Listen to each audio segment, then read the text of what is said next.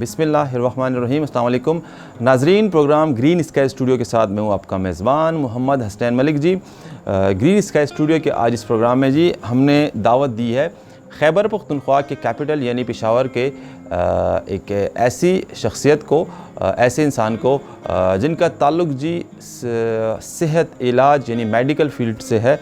और ख़ास कर मैं बात करूँ तो हमारी ख़वातीन जो हैं वो इस हवाले से बहुत ज़्यादा सेंसिटिव है, यानी कि जी स्किन के हवाले से बहुत ज़्यादा जी जो मामलात और सवालात उठाए जाते हैं। और हर लड़की की ये ख्वाहिश है, और उसके पीछे अब लड़कों की बात की जाए तो लड़कों की भी ये ख्वाहिश है कि जी हमारा रंग जो है कलर वो गोरा नज़र आए, जी हम गोरे नज़र आएँ, चिट्टे नज़र आएँ। तो उसके लिए जी मुख्तलिफ़ टोटकों का इस्तेमाल किया जाता है, मुख्तलिफ़ क्रीमें मार्केट में आई हुई हैं। तो जी आज इस हवाले से जी बात करने के लिए हमने स्टूडियो में दावत दी है डॉक्टर शहजाद राशिद अवान जी। डॉक्टर साहब का ताल्लुक़ जी पेशावर से है और डर्मेटोलॉजिस्ट हैं, और इनसे बात करेंगे कि हम जो गर्मी इस वक्त गुजार में हैं तो गर्मी के हवाले से जो स्किन की जो बीमारियां हैं, पेट वगैरह, गर्मी दाने, ये और जो स्किन के हवाले से इश्यूज़ हैं, मसाइल हैं, उसके लिए हमें क्या इलाज और क्या एहतियात करना चाहिए। बात करते हैं डॉक्टर साहब, थैंक यू सो मच आपका प्रोग्राम में शिरकत करने के लिए। डॉक्टर शहजाद राशिद अवान, पेशावर से ताल्लुक़ है आपका, ठीक है, डर्मेटोलॉजिस्ट और स्किन स्पेशलिस्ट, और एक और कोई आपने कास्मेटोलॉजिस्ट। इन तीनों में फ़र्क क्या है? अच्छा, डर्मेटोलॉजिस्ट और स्किन स्पेशलिस्ट ये तो सेम ही है। अच्छा, ये बराबर है कि? जी बिल्कुल, ठीक है। और कास्मेटोलॉजिस्ट इज़ अ डिफरेंट थिंग। थोड़ा सा ये है कि कॉस्मेटिक नाम से ही जाहिर है, कास्मेटोलॉजिस्ट कॉस्मेटिक के साथ इसका ताल्लुक होता है, खूबसूरती के साथ, ब्यूटी के साथ। अच्छा, मतलब ऐसी चीज़ कि जो हम उसको टेम्परेरी तौर के ऊपर हम उसको किसी शख्स को थोड़ा सा चेंज कर सकते हैं। तो दिस इज कॉल्ड कॉस्मेटोलॉजी। अच्छा, मतलब हमारी कौन से पॉलिटिशियन फीमेल चेंज हुई हैं ये बताएं। ये तो एक्ट्रेस तो तकरीबन हर कोई होती है ना। अगर मैंने भी बता दिया तो फिर बहुत सारे लोग मेरे पीछे पड़ जाएंगे, और मेरे पास में मेरे कस्टमर्स जो है ना वो भागना शुरू कर देंगे। वैसे ये हकीकत है सही? वैसे होता है, सेक्रेसी होती है बेसिकली, और उसको सीक्रेट रहना ही चाहिए मेरे ख्याल में। बिल्कुल। और हर बंदे का ये हक है, हर बंदे का, कि वो अपने आप को खूबसूरत रखे, बेहतर रखे, और अपने आप को थोड़ा सा ग्लोइंग रखे। ये हर बंदे का हक है। ये ग्लोइंग स्किन, ये ग्लो होना हुआ, किसकी स्किन कितनी ग्लो कर रही है, ये क्या कोई खास कोई इस पे है कोई? जिस तरह ये मेरी स्किन माशाल्लाह, मैं इसी पाना चाह रहा था कि आपकी स्किन भी ग्लो कर रही है। हाँ जी। और ख़वातीन जो होती हैं वो इस हवाले से काफ़ी सेंसिटिव होती हैं यार, ग्लोइंग करने के लिए, ग्लो करने के लिए वो बड़े टोटके तो है हकीकत में इस तरह कुछ हो जाता है कि नहीं? ड्राई स्किन पर आप ग्लो कैसे करेंगे? हर चीज़ पॉसिबल है आजकल। देखें, अभी जदीद साइंस है, जदीद सिस्टम है। हम ग्लोइंग के लिए मुख्तलिफ़ किस्म के ट्रीटमेंट हम करते हैं, ठीक है। सबसे अगर हम कहें तो प्रोफाइलो एक इंजेक्शन है, फिलर होते हैं, वो हम पूरे फेस पे लगा देते हैं। अच्छा, इंजेक्टेबल टाइप होता है, तो उसके साथ भी ग्लोइंग हो सकती है। मुख्तलिफ हम केमिकल पीलिंग फेस के ऊपर कर सकते हैं। अच्छा, इस तरह के लेज़र्स हमारे पास मौजूद हैं। लेज़र, ठीक है ना, वो भी हम कर सकते हैं, ठीक है। मुख्तलिफ़ किस्म के इंजेक्शंस हैं, वाइटनिंग इंजेक्शन जो कि आजकल बहुत कॉमन है, गोरा करने के लिए। अच्छा, वो भी मैं इंशाल्लाह आपको डिटेल में बताऊंगा। आजकल बहुत लड़कियों में ये क्रेज़ है। ये लड़कियों के साथ, अब लड़कियों को ब्लेम ना करें डॉक्टर साहब। नहीं, अब तो आजकल मर्द हज़रात भी वो भी इनसे एक हाथ आगे हैं। देखें, इंसान की एक नेचर है कि हर चीज़ में वो चेंज चाहता है। अभी अगर आप जाए ना फॉरेन कंट्रीज़ में, यूरोप में जो गोरे हैं वो टैन होने के लिए सूरज के नीचे बैठते हैं कि हम थोड़े से कंप्लेक्शन हमारा जो है ना डार्क हो जाए। रहा है यूएस में इसी तरह। अच्छा, यहाँ पे पाकिस्तान में जो है ना हम लोग चाहते हैं कि हम गोरे हो जाएं। तो ये एक नेचर है बंदे की, इंसान की, ताकि हम थोड़ा सा डिफरेंस उनको चाहिए होता है। तो पाकिस्तान में लड़कियों को, लड़कों को एक क्रेज़ है कि हम गोरे हों, जिसमें आजकल वाइटनिंग इंजेक्शन का बड़ा एक ट्रेंड चल रहा है। एक्सपेंसिव है कि नहीं?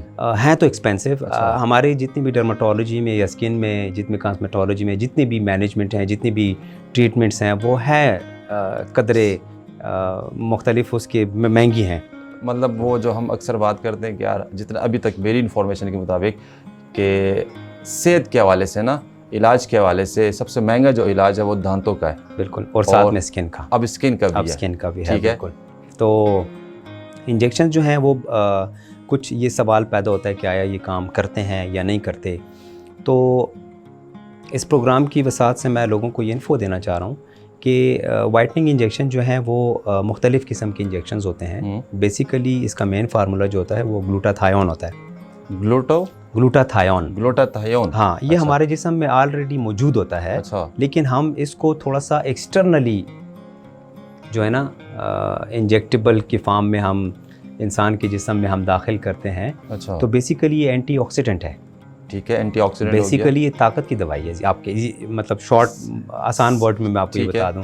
इसके साथ साथ में हम और भी सप्लीमेंट साथ में ऐड करते हैं, लाइक विटामिन सी का इंजेक्शन भी साथ में ऐड कर देते हैं। कुछ विटामिन्स होते हैं जिसमें भी कम्प्लेक्स और जिसमें विटामिन्स 1 जितने भी विटामिन्स होते हैं वो भी साथ में ऐड कर देते हैं। तो एंटीऑक्सीडेंट का ये काम होता है कि आपकी इम्यूनिटी को थोड़ा सा डेवलप करता है। ठीक है। हमारे जिस्म में जो ये हमारा रंग है वो एक ख़ास किस्म की पिगमेंटेशन जो है ना, हमारे एक सेल्स बनते हैं जिसको मेलानिन कहते हैं। ठीक है, वो रिस्पॉन्सिबल होते हैं हमारे कम्प्लेक्शन को बनाने में। ठीक है। तो डायरेक्टली ये ग्लूटाथायोन और ये वाइटनिंग इंजेक्शन जो है ना, ये जाकर तो उसके ऊपर इफ़ेक्ट ज़्यादा नहीं करते, लेकिन ये है कि इम्यूनिटी डेवलप हो जाती है, आपका जो टेक्सचर है वो बेहतर आना शुरू हो जाता है। तो इस लिहाज से ये है कि ये वर्क करता है, ये काम करता है। और ये नहीं सिर्फ आप अगर बहुत सारे कामों से मतलब थक गए हैं, या मतलब आप एक बूस्टर भी आप ये लगा सकते हैं, क्योंकि हमारे पाकिस्तान में तो आपको अच्छी तरह पता है खाना पीना इस तरह है नहीं, डाइट हमारी है नहीं। अगर हम गोश्त खाते हैं तो उसमें हमारे पास सैलड नहीं होता। ऐसे ही है। अगर घर में अगर साग बनाते हैं तो उसका हमने इतना मलीदा निकाला होता है कि उसमें जितने इंग्रेडिएंट्स होते हैं जो हमें रिक्वायर्ड होते हैं वो हम निकाल देते हैं, हमें वो चीज़ नहीं मिल पा रही है कि इस चीज़ के यार कितना फ़ायदा है, कितना फ़ायदा है, मतलब उसकी हमें कोई इफादियत का और उसका वो तो इल्म होता है, लेकिन हमें वो जो इंग्रेडिएंट्स चाहिए होते हैं वो हम नहीं ले पाते। ठीक है। जिसकी वजह से हमारे जिस्म में विटामिन्स या मिनरल्स, फोलिक एसिड या जिंक या व्हाटएवर कोई भी चीज़ होती है ना वो कम होना शुरू हो जाती है। ठीक है। जिसको पूरा करने के लिए हम ये इंजेक्शन जो है वो लगा देते हैं, और उसके साथ उसका ये है कि एक्टिव भी हो जाता है बंदा। अच्छा, फिर जो है उसकी इम्यूनिटी डेवलप होती है। अच्छा, उसका टेक्सचर भी बेहतर होना शुरू हो जाता है। और फिर हम इसके साथ साथ में इसके अपने इंजेक्शन का कोर्स होता है, 6 इंजेक्शन हम लगाते हैं वीकली। हम इंजेक्शन ये लगाते हैं वीकली एक इंजेक्शन हम लगाते हैं। 6 इंजेक्शन लगा ली तो हसैन का रंग गोरा बिल्कुल बेहतरीन हो जाएगा, मतलब जैसा बिल्कुल गोरा नहीं लेकिन बेहतर होना फेयर कलर हो जाएगा। हाँ, फिर 6 इंजेक्शन के बाद में हम इसको ना कोई बूस्टर डोजेज अगर ज़रूरत पड़े तो हम एक इंजेक्शन की प्राइस अप्रोक्सीमेटली 8,000 रुपए से लेकर 12-15 तक, मिनिमम 8,000 इंजेक्शन और मैक्सिमम 15,000। इसी तरह 8 से 15 के दरमियान एक इंजेक्शन, मतलब 1 लाख रुपए में आप थोड़े से आपका कम्प्लेक्शन बेहतर हो सकता है। अच्छा, गुड है। और सिर्फ ये नहीं है कि सिर्फ इंजेक्शंस और इसके साथ होगा, आपने लाइफस्टाइल चेंज करना होगा। असल पॉइंट ये, यस, सबसे बड़ी चीज़ है ना, आजकल आपको अच्छी तरह पता है कि ओजोन लेयर डिस्ट्रॉय हो गई है। धूप जो है उसके बहुत ज़्यादा असरात हैं, और जब हमारे चमड़े के साथ टकराती है ना तो हमारे, जिस तरह कि मैंने पहले बता दिया है, हमारे कम्प्लेक्शन को का रिस्पॉन्सिबल जो है ना वो मेलानिन है। मेलानिन है, ठीक है, सेल्स हैं, ठीक है। जब वो रेजेस टकराती है ना तो मेलानिन की प्रोडक्शन ज़्यादा हो जाती है, तो वो कम्प्लेक्शन जो है ना वो डार्क होना शुरू हो जाता है। अच्छा, तो सबसे इम्पोर्टेंट जो है ना, फिर हम उसको कोई सन ब्लॉकर एडवाइस कर देते हैं, कुछ लगाने की दवाई है, कुछ खाने की दवाई है, और साथ में इंजेक्शन हो, और अपना लाइफस्टाइल चेंज करे तो बहुत बेहतर फ़र्क पड़ जाता है। डॉक्टर साहब ये बताएं कि गर्मी शुरू हो गई है, ठीक है, ये गर्मी दाने जो होते हैं, और हमारी हिंदू ज़ुबान में इसको कहते हैं पित्त कहते हैं। हाँ, इसका क्या इलाज है? और पाउडर वगैरह और ये जो वो क्रीम वगैरह आजकल मिलती है अक्सर, क्या इससे इलाज मुमकिन है भी कि नहीं? जी बिल्कुल, बड़ा अच्छा सवाल किया। और इस मौसम के लिहाज से जब गर्मी शुरू होती है तो डेफिनेटली पसीना आना शुरू हो जाता है, और इसके साथ साथ में हमारा बाहर डस्ट बहुत ज़्यादा है, तो पसीने की वजह से उसमें ख़ास किस्म के बैक्टीरियाज़ भी आ जाते हैं। 3-4 किस्म के डिजीज़ हैं जो कि बहुत कॉमन है इस गर्मी में। स्किन की डिजीज़ में फंगल इन्फेक्शन भी हो सकता है, अच्छा, जिसको आप रिंग वर्म कहते हैं, ठीक है। अच्छा, इसके साथ साथ में बैक्टीरियल इन्फेक्शन जिसको हम फरंकुलोसिस या फोलिकुलाइटिस हम कह सकते हैं। अच्छा, एक्जिमा बड़ा एक कॉमन एक वर्ड यूज़ होता है जिसको चंबल उर्दू में कहते हैं। अच्छा, वो भी बहुत कॉमन होता है क्योंकि कपड़े पहने होते हैं, पसीना आता है, एब्जॉर्ब नहीं हो पा रहा होता, मतलब जिस्म के ऊपर ही रहता है, और उसके ऊपर जो है तो हमारा pH लेवल जो है ना वो डिस्टर्ब हो जाता है, और ऊपर से मुख्तलिफ़ किस्म की चीज़ें बड़ी आसानी के साथ इफेक्ट कर रही होती हैं। Fungal infection, bacterial infection, eczema वगैरह सारी चीज़ें बहुत कॉमन होती है। और फोर्थ नहीं बल्कि मुझे ये पहले कहना चाहिए था, पित्त आजकल बहुत कॉमन है, जिसको कि हम गर्मी दाने कहते हैं। मुख्तलिफ एरिया के ऊपर, जिस्म के ऊपर निकल आता है, ये गर्मी की वजह से होता है। और ये है कि जिस तरह मैंने बताया, पसीना ज़्यादा देर जिस्म के ऊपर रहने से उसका pH लेवल वो हो जाता है, तो इसमें जो है ना ख़ारिश बहुत ज़्यादा शुरू हो जाती है। ठीक है। छोटे छोटे दाने रेड कलर के दाने निकलना शुरू हो जाते हैं और बहुत सीवियर इसमें ईचिंग होती है। अच्छा। जो सीवियर ईचिंग होती है, तो जब ख़ारिश बंदा करता है, इंसान करता है, तो डेफिनेटली वो स्क्रैच मार्क्स बन जाते हैं, तो बैक्टीरियल इन्फेक्शन भी आना शुरू हो जाते हैं। और ये है कि और भी काफ़ी जितनी भी फंगल इन्फेक्शन है वो भी आना शुरू हो जाते हैं। ठीक है।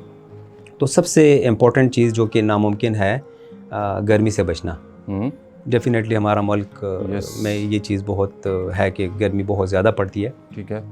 तो इस एहतियात बहुत इम्पॉर्टेंट चीज़ है। ठीक है। एहतियात में सबसे पहली एहतियात ये है कि रोज़ाना नहाना चाहिए।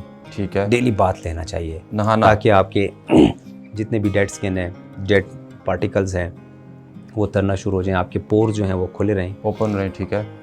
और ये है कि साबुन के साथ नहाना चाहिए जितने बैक्टीरियल इन्फेक्शन है। अच्छा। और साबुन में भी कोई मेंथॉल या वटीवर कोई इस तरह का वो ज़रूरी है? नहीं, कोई भी साबुन हो, लेकिन बेहतर यह है कि उसमें मेंथॉल में थोड़ा सा कूलिंग इफेक्ट होता है। हाँ, यस। और अगर दाने निकल आते हैं, अल्लाह ना करे, तो ख़ास किस्म का लोशन है, कैलामाइन लोशन है, वो ज़रूर अप्लाई करें। कूलिंग इफ़ेक्ट के लिए बेहतर यह है कि जब आप नहाएं तो नीम के पत्ते वगैरह, टोटके तो बड़ी इंपॉर्टेंट चीज़ है और बड़ा इसका इफेक्ट भी होता है। इफेक्ट है भी कि नहीं है? बिल्कुल नहीं, बहुत इफेक्ट होता है। डेफिनेटली ये क्रीमें वगैरह, पाउडर वगैरह भी ये वो भी होता है, लेकिन ये है कि अगर हम हाँ बिल्कुल इसी चीज़ों से बनते हैं, लेकिन ये है कि अगर नहाएं तो बेहतर ये होगा कि नीम के पत्ते। अच्छा। और साथ में हमारे घर में बड़ी आम सी चीज़ होती है फटकड़ी, यस, जिसको आप कह सकते हैं, वो भी कुछ अगर थोड़ा बहुत उसमें ऐड कर लें तो ये है कि थोड़ा सा ये कि जर्मिसाइडल इफेक्ट उसके जो है ना, जरासीम जो है वो ख़त्म होना शुरू हो जाते हैं। अच्छा। तो बेहतर ये है कि नहाना बड़ी इंपॉर्टेंट चीज़ है। ठीक है। कूलिंग इफ़ेक्ट्स या अगर कुछ है तो कैलामीन लोशन ज़रूर लगाएं। अच्छा। और पसीने से बचें जितना हो, कॉटन के कपड़े पहने। अच्छा। जितना भी हो सके पसीने से बच सकें। कलर के कपड़े पहनने से भी बिल्कुल। अच्छा। वैसे तो मैंने खुद भी पहने हुए हैं, लेकिन ये है कि इससे भी मसला पड़ सकता है। इसीलिए मैंने जिस तरह पहले बताया ना कि आपने अपना लाइफस्टाइल चेंज करना है, तो लाइफस्टाइल में ये भी है कि आपने डार्क कलर के, ब्लैक ब्लू कलर के कपड़े जो है वो नहीं पहनने, गर्मियों में खासकर, क्योंकि वाइट कलर जो है ना वो अवॉइड कर रहा होता है और डार्क जो कलर है वो एब्जॉर्ब कर रहे होते हैं। यस। तो इसीलिए हम ये कहते हैं कि दिन को जो है ना आपने बेहतर ये है कि आपने लाइट कलर के कपड़े यूज़ करें, ताकि आप लोग जो गर्मी दाने यानी पित्त से बचा जा सके, और इसका इलाज मुमकिन है। डॉक्टर साहब ने जैसे बताया कि डेली बाद मतलब डेली आपने नहाना ये ज़रूरी है। और टोटके के हवाले से बताया कि जी अगर आपके पानी में जी फटकरी हाँ वो मिला दें तो उससे भी काफ़ी हद तक, नीम के पत्ते, तो उससे भी काफ़ी हद तक इसका इलाज मुमकिन है। डॉक्टर साहब ये बताएं जी, ये जो चिट्टा करना, गोरे करने के हवाले से हमने बात की कि जी इंजेक्शन से भी होता है, ठीक है। ये आजकल मार्केट में हर दूसरी क्रीम रंग गोरा करे, एक दिन में, 24 घंटे में, एक हफ्ते में, 2 हफ्ते में, 3 दफ़ा लगाने से क्या ये मुमकिन है कि इंसान का कलर जो है वो इस क्रीमों से, इन टोटकों से दोबारा रिकवर हो सके? Oh my God. अच्छा, मैं कहता हूँ कि ये बड़ा आपने एक आउटस्टैंडिंग क्वेश्चन तो आजकल का बस बूम वाला सवाल, और यकीन करें कि हमारे इस मुआशरे में लोगों ने एक अजीब सा सिस्टम शुरू किया हुआ है आजकल। जिस तरह मैंने बताया ना, हर बंदा गोरे होने की कोशिश करता है, मुख्तलिफ़ क्रीमों को मिक्स करके स्टीरॉइड्स ऐड कर लेते हैं, आर्ची वटवर कुछ एमोनिया और मुख्तलिफ 4-5 फार्मूला बनाकर तो अप्लाई करना शुरू कर देते हैं। इसके नुकसानात बहुत ज़्यादा हैं। टेम्परेरी तो आपको हाजिर वक्त में बड़ा अच्छा इफ़ेक्ट दे रहा होता है, लेकिन इसके साइड इफ़ेक्ट्स बहुत ज़्यादा हैं। साइड इफ़ेक्ट्स में सबसे बड़ा साइड इफ़ेक्ट आजकल आप देख रहे होंगे लड़कियों में बाल, हर्सुटिज्म जिसको कहते हैं हम अपनी ज़ुबान में। हाँ, लेकिन एक्स्ट्राऑर्डिनरी बाल जो है ना लड़कियों के फेस पे आना, मूंछें निकलना शुरू हो गई हैं, दाढ़ी निकलना शुरू हो गया है, दाढ़ी पे, ठीक है। सबसे बड़ा ये एक इसका साइड इफेक्ट, ये इस क्रीमों का साइड इफेक्ट है। इन क्रीमों का साइड इफेक्ट है, क्योंकि आप स्टीरॉइड लगा रहे होते हैं टेम्परेरी, तो आपको अच्छा इफेक्ट मिल रहा होता है, लेकिन कुछ टाइम बाद में बाल निकलना शुरू हो जाते हैं। अच्छा, फिर ये है कि एक्नी, हाँ, जिसको जवानी के दाने कहते हैं, जवानी के लेकिन दाने। वो अपनी जगह पे, लेकिन आप स्टेरॉइड अप्लाई कर रहे हैं तो एक्नी दाने जो है ना वो निकलना शुरू हो जाते हैं, और वो दाने इस तरह होते हैं कि परमानेंट स्कार छोड़कर चले जाते हैं। अच्छा, इन जो एक तो परमानेंट स्कार्स हाँ, यानी दाग धब्बे, दाग इसका धब्बे, भी इसकी इलाज वजह से पॉसिबल बिल्कुल है पॉसिबल है, लेकिन अच्छा। मैं इसकी तरफ बाद में Please, आऊँगा। please। लेकिन पहले मैं ये बताऊँ कि ये जो एक्स्ट्रा ऑर्डिनरी जो क्रीमें यूज़ करी होती है ना, हम्म। अच्छा, फिर टाइम गुजरता है तो उसमें झुर्रियाँ ज़्यादा पड़ना शुरू हो जाती हैं। ठीक है। अच्छा, फिर जो ही अगर ये थोड़ा बहुत कम करती हैं या छोड़ती हैं तो काले दाग, जिसको कि मिलाज़मा कहते हैं, हाँ, अक्सर ये भी होता है, यस। ठीक है ना, वो निकलना मतलब स्टार्ट हो जाता है, तो फिर उसको हमें ट्रीट करना बहुत मुश्किल हो जाता है। अच्छा, तो ये चीज़ इस प्रोग्राम के हवाले से मैं लोगों को ये एक मैसेज देना चाहूँगा कि Yes। खुदारा ऐसी चीज़ों से बचें, ये कोई अच्छी चीज़ नहीं है। जो अल्लाह ताला ने आपको नेचुरल जो कम्प्लेक्शन आपको दिया हुआ है उसी के ऊपर इक्तफ़ा करें। और सेकेंडली ये है कि आप खूबसूरत होना, अच्छा होना, आप छोटे मोटी चीज़ें आप करना चाहें तो वो आपका हक बनता है, वो ज़रूर करें। बिल्कुल, हर इंसान को ये हक बनता है कि वो अपने आप को बेहतर रखें, प्रेजेंट करे। बिल्कुल, ये कुरान में भी इसका जिक्र है, Yes। इसमें हर चीज़ में आप लोगों को इस्लाम ने हमें बड़ा एक वाज़े बयान, मतलब वाज़े एक पैगाम दिया हुआ है यस, कि आप अपने आप को खूबसूरत प्रेजेंटेबल बनाएं। और अल्लाह फरमाते अब मैं जब यहाँ पे बैठा हूँ तो देखिए मैं शेव करके बैठा हूँ, मतलब मैंने बात करनी यहाँ पे तो मैं प्रेजेंटेबल नज़र आना चाहिए। यस, इसी तरह, ये मेरा राइट बनता है यस, कि आप लोग मुझे देख रहे हैं या मतलब मेरी स्किन को देख रहे हैं या मुझे, तो हर बंदे का ये हक बनता है। लेकिन कुछ लोग जो है ना वो बहुत एक्सीड कर जाते हैं, अपने आप को चेंज करने की ज़रूरत नहीं है, जो नेचर है उसके करीब रहें। अच्छा, लेकिन अगर कहीं पे धूप की वजह से आपका कम्प्लेक्शन ख़राब हुआ है या कोई इस तरह की कोई आप नेक्स्ट ऑर्डिनरी या कोई वाइटामिन्स कम है या कुछ है, तो हम उसके साथ आपको बेहतर कर सकते हैं। अच्छा, अभी खैर नहीं तो नहीं है, फिलर, बोटॉक्स, अच्छा, मतलब अगर आपकी झुर्रियाँ हैं तो हम आपको एक दिन में आपकी तरह में माशाल्लाह माशाल्लाह विदाउट झुर्रियों के हम हाँ हाँ बिल्कुल हो सकता है, लेकिन अल्हम्दुलिल्लाह मैंने कभी भी कोई यूज़ नहीं किया। ये एक नेचुरल ख्याल रखते हैं अपनी स्किन का आप? एक्स्ट्रा ऑर्डिनरी के बस ठीक है? नहीं, बस नॉर्मली बिल्कुल। अच्छा, मैं वो सब आपके जो क्लाइंट हैं, कस्टमर आते होंगे, आपके जो क्लाइंट है, जो कस्टमर है, वो आते होंगे तो सबसे पहला उनका सवाल यही होता होगा, डॉक्टर साहब आप क्या यूज़ करते हैं और आप क्या यूज़ करते बिल्कुल हैं? जी, ऐसे ही होता होगा माशाल्लाह, क्योंकि आपकी स्किन बड़ी फेयर और नो दाग धब्बा। जी बिल्कुल, आप यकीन नहीं करेंगे, साबुन से भी कभी शेव करूं तो मुंह हाथ धो लेता हूं, हाँ। अदरवाइज बस वो 5 वक्त नमाज पढ़ना, ये दिस इज़ इनफ। हाँ, नो डाउट, ये काफ़ी है, बस फेस धो लेते हैं, ये काफ़ी होता है। अच्छा। लेकिन जब शेव करनी हो तो डेफिनेटली फेस पे अगर साबुन लग गया तो लग गया, या शेविंग क्रीम लग गई, एक्स्ट्रा कोई भी हम चीज़ यूज़ नहीं, कोई भी नहीं। सनब्लॉक भी नहीं यूज़ करते? सनब्लॉकर ज़रूर यूज़ करता हूँ, हाँ, जब भी बाहर जाना हो। अच्छा, नंबर सेकंड ये है कि मॉइस्चराइज़ रखता हूँ।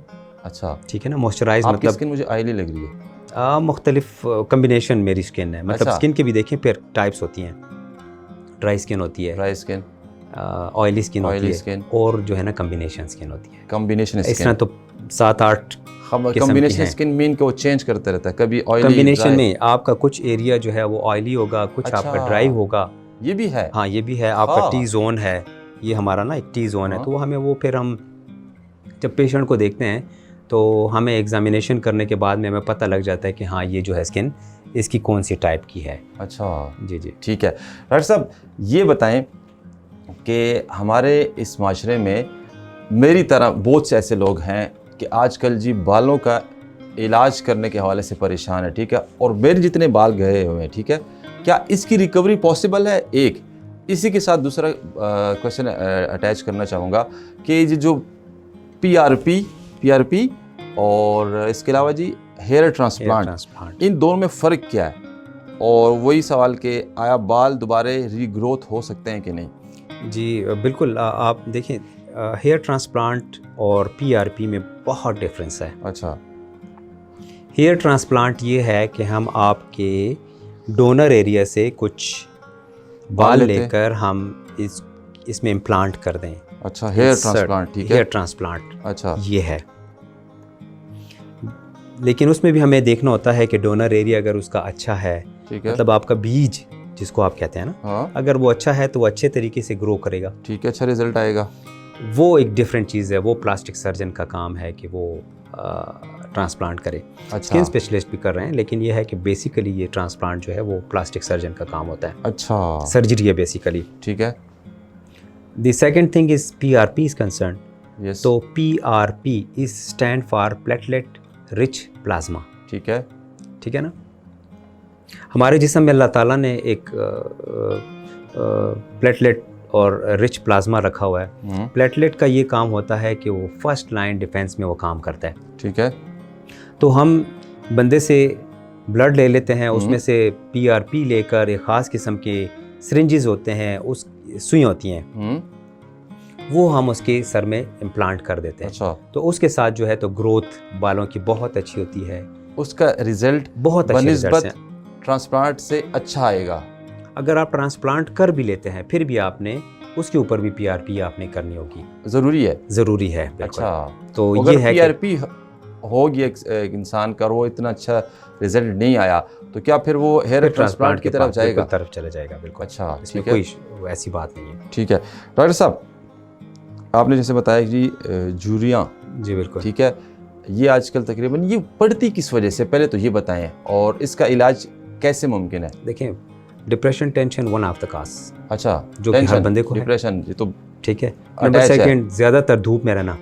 हाँ, धूप की वजह से ना अच्छा, बहुत ज़्यादा होता है। इसी तरह जिस तरह मैंने बताया, एक्स्ट्राऑर्डिनरी क्रीम्स वगैरह यूज़ करना, ठीक है, या अपनी स्किन की केयर ना करना प्रॉपरली, अच्छा, मॉइस्चराइज ना करना उसको, इसी तरह रहने देना। आपकी डाइट प्रॉपर नहीं है, आपकी विटामिन्स पूरे नहीं है, मतलब आपकी जो आपको जो रिक्वायर्ड है आपकी जिस्म को, ये तो इसकी काजेज़ हुई। ठीक है। नंबर सेकंड जो है तो हम इसको बिल्कुल अच्छे तरीके के साथ इसको ट्रीट कर सकते हैं। बुटॉक्स इंजेक्शन आते हैं, हम बुटॉक्स इंजेक्शन होते हैं, वो हमने इन झुर्रियों को ख़त्म करने में बड़ा अहम किरदार है। लेकिन ये है कि ये टेम्परेरी होता है। अगर हम कोई इंजेक्शन लगा लेते हैं, बुटॉक्स वक्ती होता है, बिल्कुल। अच्छा, बहुत ज़्यादा हुआ तो 1 साल के लिए, उसके बाद फिर दोबारा हम मतलब इसी तरह फिर दोबारा हमने करना होता है। लेकिन कोई साइड इफ़ेक्ट नहीं होता इसका, साइड इफेक्ट बेसिकली। नहीं हाँ, है। इसका कोई साइड इफ़ेक्ट नहीं है। ठीक है। इसी तरह फिलर हम कर सकते हैं। मुख्तलिफ जो झुर्रियाँ हैं, जो परमानेंट झुर्रियाँ हैं, जो कि उसमें हम ना फिलर इंस्टॉल कर सकते हैं, हम उसमें फिलर डाल सकते हैं। और आजकल तो एक नई जदीद, बल्कि जदीद के अब काफ़ी पहले से है, थ्रेड, एक ख़ास किस्म के धागा होता है, वो हम इंसर्ट करके हम फेस लेफ्ट कर सकते हैं। मुख्तलिफ चीज़ों के साथ हमने इसको इलाज पॉसिबल है इसका। बिल्कुल। ठीक है डॉक्टर साहब, आखिरी सवाल, साथ वाइंड अप जाएंगे, शॉर्ट आंसर चाहूँगा। ये मोल तिल जिसे भी कहते हैं, इसको रिमूव करने के लिए भी आजकल अक्सर मैं देखता हूँ सोशल मीडिया पे ट्रीटमेंट के हवाले से बताते हैं, इसके इलाज का कोई साइड इफेक्ट है? कोई साइड इफेक्ट नहीं है। आजकल जदीद दौर है, जदीद मशीन है, जदीद सिस्टम है। दाग धब्बे तो नहीं बिल्कुल नहीं रहेगा। अच्छा, मतलब देखना पड़ता है कि कितनी डेप्थ है, क्या है मोल।